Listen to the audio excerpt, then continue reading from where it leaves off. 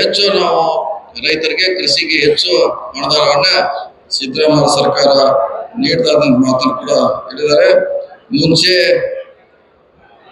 ಕಾಲ ಬೇರೆ ಇತ್ತು, ಈಗ ಕಾಲ ಬದಲಾವಣೆಗೆ ನಾವು ರೈತರು ಕೂಡ ಬದಲಾವಣೆ ಆಗೋದು ಬಹಳ ಅವಶ್ಯಕತೆ ಇದೆ. ಬೇರೆ ದೇಶದಲ್ಲಿ ಕಡಿಮೆ ಭೂಮಿಯಲ್ಲಿ, ಕಡಿಮೆ ನೀರಲ್ಲಿ, ಕಡಿಮೆ ರಸಾಯನದಲ್ಲಿ ನಮ್ಗಿಂತಲೂ 2-3 ಪಟ್ಟು ಆದಾಯವನ್ನು ಪಡೆದನ್ನ ನೋಡಿದೀವಿ. ಅದನ್ನ ಯಾಕೆ ನಮಗೆ ಮಾಡ್ಲಿಕ್ಕೆ ಸಾಧ್ಯ ಆಗಲ್ಲ? ಇವತ್ತು ನಮ್ಮ ಮುಂದಿರುವಂತ ಪ್ರಶ್ನೆ. ಆ ಹೆಜ್ಜೆಗೆ ಬೇರೆ ದೇಶಗಳಂತೆ ನಾವು ಕೂಡ ಇವತ್ತು ಹೋಗೋದು ಬಹಳ ಅವಶ್ಯಕತೆ ಇದೆ.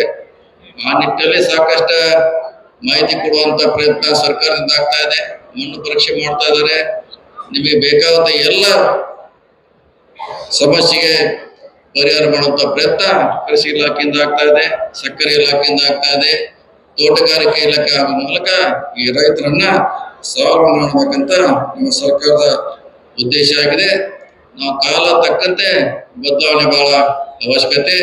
ನಾವು ಕಡಿಮೆ ಭೂಮಿಯಲ್ಲಿ ಹೆಚ್ಚು ಉತ್ಪನ್ನ ತೆಗೆಯುವಂತ ಪ್ರಯತ್ನ ಮಾಡಿದ್ರೆ ಖಂಡಿತವಾಗಿ ನಿಮ್ಮ ಬದುಕು ಇನ್ನು ಹೆಚ್ಚು ಬದಲಾವಣೆ ಆಗಲಿಕ್ಕೆ ಸಾಧ್ಯ ಆಗ್ತದೆ ಮಾತನ್ನ ಹೇಳುತ್ತಾ, ಮುಂದಿನ ದಿನಗಳಲ್ಲಿ ಇನ್ನು ನಮ್ಮ ಸರ್ಕಾರ ಹೆಚ್ಚು ನಿಮಗೆ ಸಬ್ಸಿಡಿ ಇರಬಹುದು, ಪ್ರೋತ್ಸಾಹ ಕೊಡುವ ಮೂಲಕ ರೈತರನ್ನ ಇನ್ನು ಮೇಲೆ ಎತ್ತುವಂತ ಕೆಲಸ ಆಗ್ಬೇಕನ್ನೋ ಮಾತನ್ನ ಈ ಸಂದರ್ಭದಲ್ಲಿ ಹೇಳುತ್ತಾ, ಕೃಷಿ ಸಚಿವರಾದ ಚಲುವರಾಯ ಸ್ವಾಮಿ ಅವರ ಅವಧಿಯಲ್ಲಿ ಬಹಳಷ್ಟು ನಾವು ಇವತ್ತ ಕೃಷಿ ವಲಯದಲ್ಲಿ ಪ್ರಗತಿಯನ್ನ ಮಾಡ್ತಾ ಇದ್ದೀವಿ.